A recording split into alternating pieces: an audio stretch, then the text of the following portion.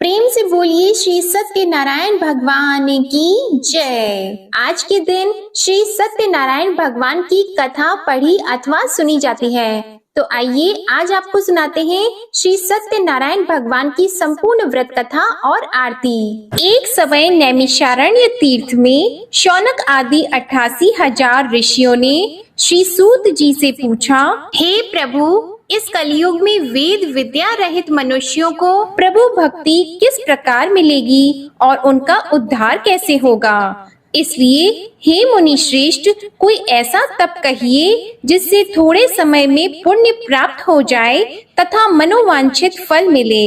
वह कथा सुनने की हमारी बहुत इच्छा है। सर्वशास्त्र ज्ञाता श्री सूत जी बोले, हे वैष्णवों में पूज्य, आप सबने प्राणियों के हित की बात पूछी है। अब मैं उस श्रेष्ठ व्रत को आप लोगों से कहूँगा जिस व्रत को नारद जी ने लक्ष्मी नारायण जी से पूछा था और लक्ष्मीपति ने मुनि श्रेष्ठ नारद जी से कहा था। सो ध्यान से सुनिए। एक समय योगी राज नारद जी दूसरों के हित की इच्छा से अनेक लोकों में घूमते हुए मृत्यु लोक में आ पहुँचे। यहाँ अनेक योनियों में जन्मे हुए प्राय सभी मनुष्यों को अपने कर्मों द्वारा अनेकों दुखों से पीड़ित देखकर सोचा, किस यत्न के करने से निश्चय ही प्राणियों के दुखों का नाश हो सकेगा। ऐसा मन में सोचकर विष्णु लोक को चले गए। वहां श्वेत वर्ण और 4 भुजाओं वाले देवों के ईश नारायण को देखकर, जिनके हाथों में शंख चक्र गदा और पद्मा थे, वे वरमाला पहने हुए थे, उनकी स्तुति करने लगे। हे भगवान, आप अत्यंत शक्ति से संपन्न हैं। मन तथा वाणी भी आपको नहीं पा सकती। आपका आदि मध्य अंत नहीं है। निर्गुण स्वरूप सृष्टि के आदि भूति व भक्तों के दुखों को नष्ट करने वाले हो। आपको मेरा नमस्कार है। नारद जी से इस प्रकार की स्तुति सुनकर विष्णु भगवान बोले, हे मुनि श्रेष्ठ, आपके मन में क्या है? आपका किस काम के लिए आगमन हुआ है? निःसंकोच होकर कहिए। तब नारद मुनि बोले, मृत्यु लोक में सब मनुष्य जो अनेक योनियों में पैदा हुए हैं, अपने अपने कर्मों के द्वारा अनेक प्रकार के दुखों से दुखी हो रहे हैं। हे नाथ, मुझ पर दया रखते हो तो बताइए कि उन मनुष्यों के सब दुख थोड़े से ही प्रयत्न से कैसे दूर हो सकते हैं। हे नारद, मनुष्यों की भलाई के लिए तुमने बहुत अच्छी बात पूछी है। जिस काम के करने से मनुष्य मोह से छूट जाता है, वह मैं कहता हूँ, सुनो। बहुत पुण्य देने वाला स्वर्ग तथा मृत्यु लोक दोनों में दुर्लभ एक उत्तम व्रत है। आज मैं प्रेम वश होकर तुमसे कहता हूँ। सत्यनारायण का यह व्रत अच्छी तरह विधि पूर्वक करने से मनुष्य आयु पर्यंत यहाँ सुख भोग कर मरने पर मोक्ष को प्राप्त होता है। श्री भगवान के वचन सुनकर नारद मुनि बोले कि उस व्रत का फल क्या है?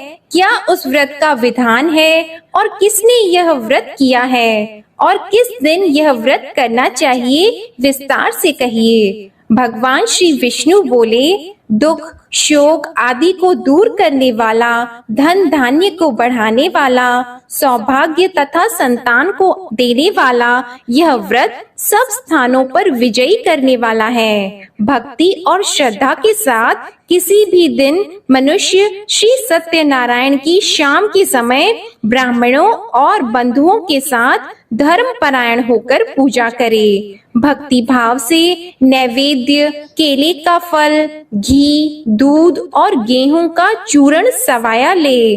गेहूं के अभाव में साठी का चूर्ण, शक्कर और गुड़ ले और सब भक्षण योग्य पदार्थ जमा करा के भगवान के अर्पण कर दें तथा बंधुओं सहित ब्राह्मणों को भोजन कराएं।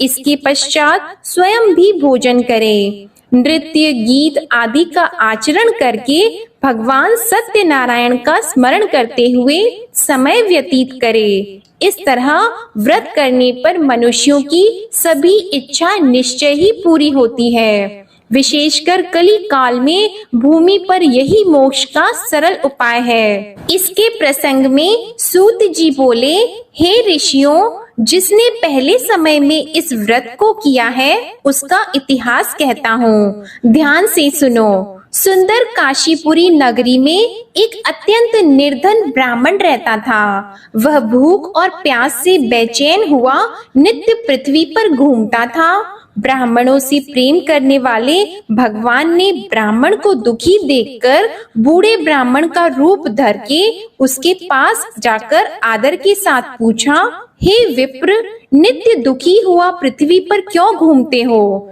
हे श्रेष्ठ ब्राह्मण, यह सब मुझसे कहो, मैं सुनना चाहता हूँ। ब्राह्मण बोला, मैं निर्धन ब्राह्मण हूँ, भिक्षा के लिए पृथ्वी पर फिरता हूँ। हे भगवान, यदि आप इसका उपाय जानते हो तो कृपा करके कहो।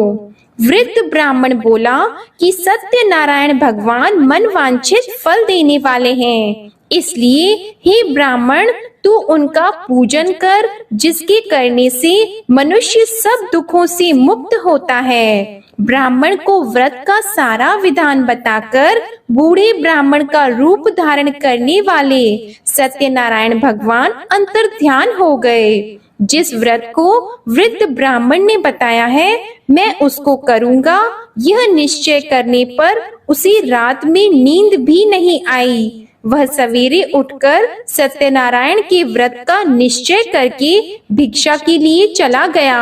उस दिन उसको भिक्षा में बहुत धन मिला, जिससे बंधु बांधवों के साथ उसने सत्यनारायण जी का व्रत किया। इसके करने से वह ब्राह्मण सब दुखों से छूटकर अनेक प्रकार की संपत्तियों से युक्त हो गया। उस समय से वह ब्राह्मण हर मास व्रत करने लगा। इस तरह सत्यनारायण भगवान के व्रत को जो करेगा वह सब पापों से छूटकर मोक्ष को प्राप्त होगा। आगे जो पृथ्वी पर सत्यनारायण का व्रत करेगा वह मनुष्य सब दुखों से छूट जाएगा। सूत जी ऋषियों से बोले कि इस तरह नारद जी ने नारायण का कहा हुआ यह व्रत मैंने तुमसे कहा। हे विप्रो, मैं अब और क्या कहूँ? तब ऋषि बोले, हे मुनीश्वर, संसार में इस ब्राह्मण से सुनकर किस किसने इस व्रत को किया, हम वह सब भी सुनना चाहते हैं। इसके लिए हमारे मन में बहुत श्रद्धा है। सूत जी बोले, हे मुनियों, जिसने इस व्रत को किया है वह सब सुनो। एक समय एक ब्राह्मण धन और ऐश्वर्य के अनुसार बंधु बांधवों के साथ व्रत करने को तैयार हुआ। उसी समय एक लकड़ी बेचने वाला बूढ़ा आदमी आया और बाहर लकड़ियों को रखकर ब्राह्मण के मकान में गया। प्यास से दुखी लकड़हारा उनको व्रत करते देखकर ब्राह्मण को नमस्कार करके कहने लगा कि आप यह क्या कर रहे हैं और इसके करने से क्या फल मिलता है, कृपा करके मुझसे कहिए। ब्राह्मण ने कहा, सब मनोकामनाओं को पूरा करने वाला यह सत्यनारायण भगवान का व्रत है। इसकी ही कृपा से मेरे यहाँ धन धान्य आदि की वृद्धि हुई है। ब्राह्मण से इस व्रत के बारे में जानकर लकड़हारा बहुत प्रसन्न हुआ। चरण अमृत लेकर और प्रसाद खाने के बाद अपने घर को गया। लकड़हारे ने अपने मन में इस प्रकार का संकल्प किया कि आज गांव में लकड़ी बेचने से जो धन मिलेगा उसी से सत्यनारायण देव का उत्तम व्रत करूंगा। यह मन में विचार करके वह बूढ़ा आदमी लकड़ियां अपने सिर पर रखकर जिस नगर में धनवान लोग रहते थे वह ऐसे सुंदर नगर में गया। उस दिन वहां पर उसे उन लकड़ियों का दाम पहले दिनों से चौगुना मिला। तब वह बूढ़ा लकड़हारा दाम लेकर और अति प्रसन्न होकर पक्के केले की फली, शक्कर, घी, दूध, दही और गेहूं का चूर्ण इत्यादि सत्यनारायण भगवान के व्रत की कुल सामग्रियों को लेकर अपने घर गया। फिर उसने अपने भाइयों को बुलाकर विधि के साथ भगवान जी का पूजन और व्रत किया। उस व्रत के प्रभाव से वह बूढ़ा लकड़हारा धन पुत्र आदि से युक्त हुआ और संसार के समस्त सुख भोग कर वैकुंठ को चला गया। श्री सूत जी बोलते हैं कि हे श्रेष्ठ मुनियों, अब आगे की कथा कहता हूँ, सुनो। पहले समय में उल्का मुख नाम का एक बुद्धिमान राजा था। वह सत्य वक्ता और जितेंद्रिय था। प्रतिदिन देव स्थानों पर जाता तथा गरीबों को धन देकर उनके कष्ट दूर करता था। उसकी पत्नी कमल के समान मुख वाली और सती साध्वी थी। भद्रशीला नदी के तट पर उन दोनों ने श्री सत्यनारायण भगवान का व्रत किया। उस समय में वहां एक साधु वैश्य आया। उसके पास व्यापार के लिए बहुत सा धन था। वह नाव को किनारे पर ठहराकर राजा के पास आ गया और राजा को व्रत करते हुए देखकर विनय के साथ पूछने लगा, हे राजन, भक्ति युक्त चित्त से यह आप क्या कर रहे हैं? मेरी सुनने की इच्छा है, सो आप यह मुझे बताइए। राजा बोला, हे साधु, अपने बांधवों के साथ पुत्र आदि की प्राप्ति के लिए महाशक्तिवान सत्यनारायण भगवान का व्रत व पूजन किया जा रहा है। राजा के वचन सुनकर साधु आदर से बोला, हे राजन, मुझसे इसका सब विधान कहो। मैं भी आपके कथन अनुसार इस व्रत को करूंगा। मेरे भी कोई संतान नहीं है और इससे निश्चय ही हो जाएगी। राजा से सब विधान सुनकर व्यापार से निवृत्त हो वह आनंद के साथ घर गया। साधु ने अपनी स्त्री से संतान देने वाले उस व्रत का समाचार सुनाया और कहा कि जब मेरे संतान होगी तब मैं इस व्रत को करूंगा। साधु ने ऐसे वचन अपनी स्त्री लीलावती से कहे। एक दिन उसकी स्त्री लीलावती पति के साथ आनंदित होकर सांसारिक धर्म में प्रवृत्त होकर सत्यनारायण भगवान की कृपा से गर्भवती हो गई तथा 10वें महीने में उसके एक सुंदर कन्या का जन्म हुआ।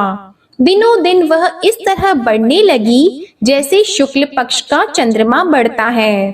कन्या का नाम कलावती रखा गया।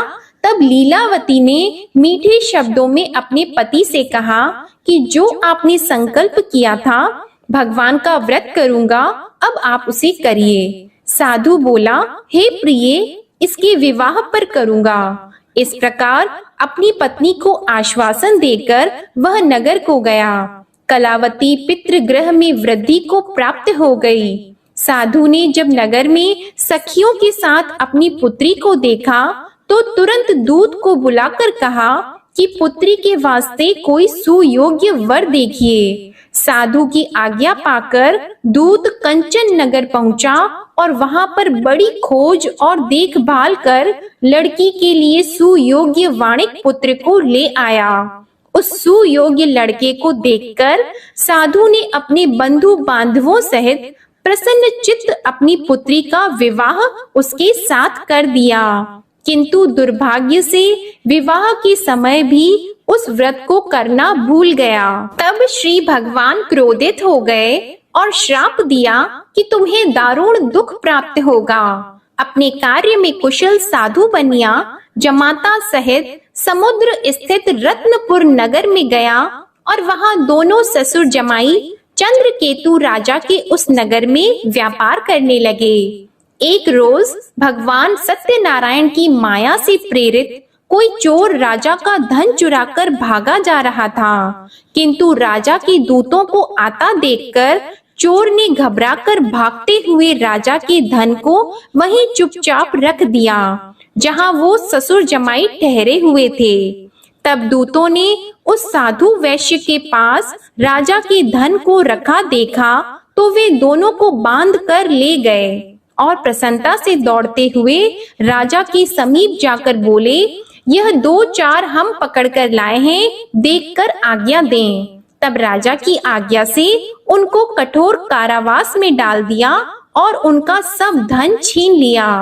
सत्यनारायण भगवान के श्राप द्वारा उनकी पत्नी भी घर पर बहुत दुखी हुई और घर पर जो धन रखा था चोर चुरा कर ले गए। शारीरिक व मानसिक पीड़ा तथा भूख प्यास से अति दुखित होकर अन्न की चिंता में कलावती एक ब्राह्मण के घर गई। वहां उसने सत्यनारायण भगवान का व्रत होते देखा, फिर कथा सुनी तथा प्रसाद ग्रहण करके रात को घर आई।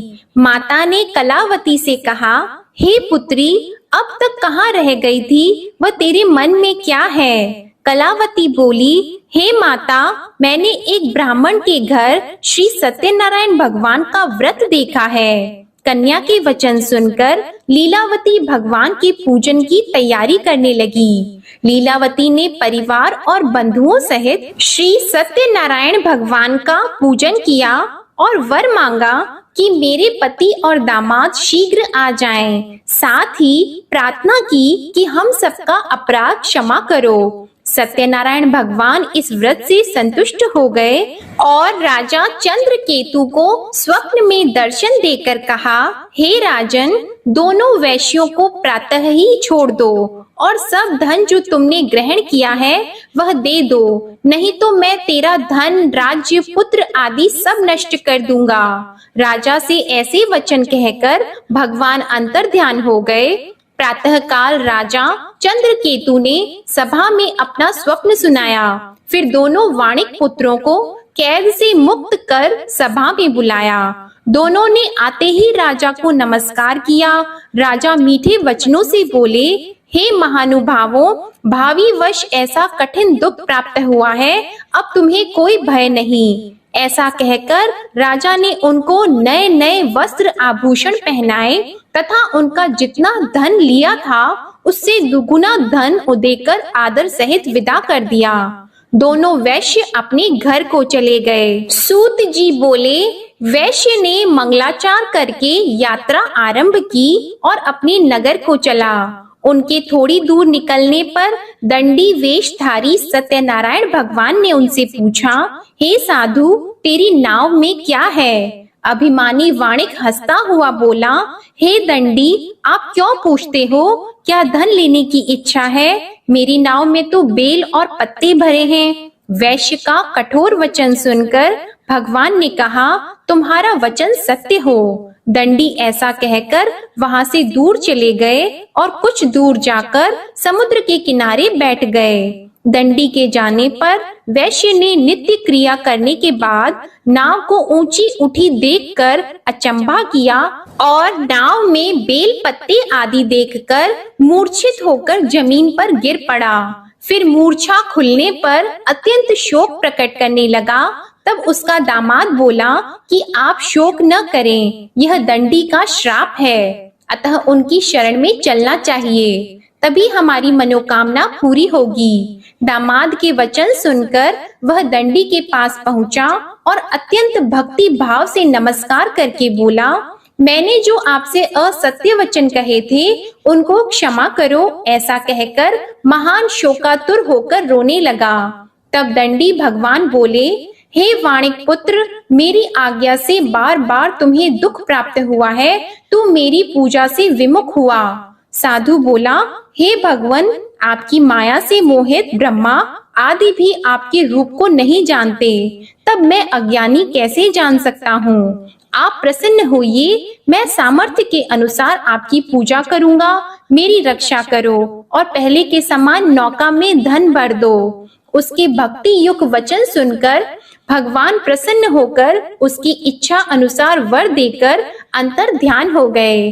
तब उन्होंने नाव पर आकर देखा कि नाव धन से परिपूर्ण है, फिर भी वह भगवान सत्यनारायण का पूजन कर साथियों सहित अपने नगर को चला। अब अपने नगर के निकट पहुंचा, तब दूत को घर भेजा।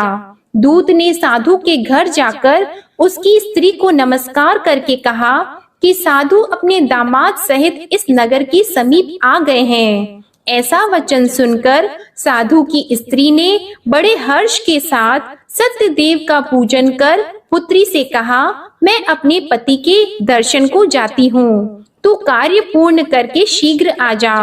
माता के ऐसे वचन सुनकर कलावती प्रसाद छोड़कर पति के पास गई।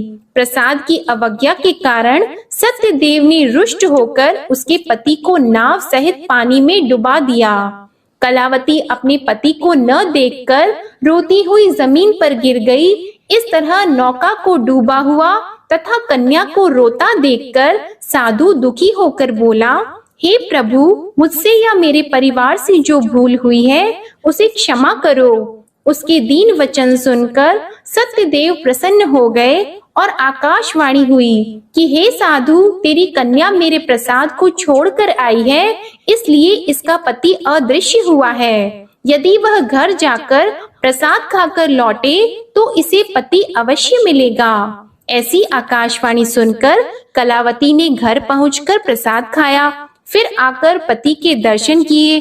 तत्पश्चात साधु ने बंधु बांधवों सहित सत्यदेव का विधि पूर्वक पूजन किया। उस दिन से वह पूर्णिमा को सत्यनारायण का पूजन करने लगा। फिर इस लोक का सुख भोग कर अंत में स्वर्ग लोक को गया। सूत जी बोले, हे ऋषियों, मैं और भी कथा कहता हूँ, सुनो।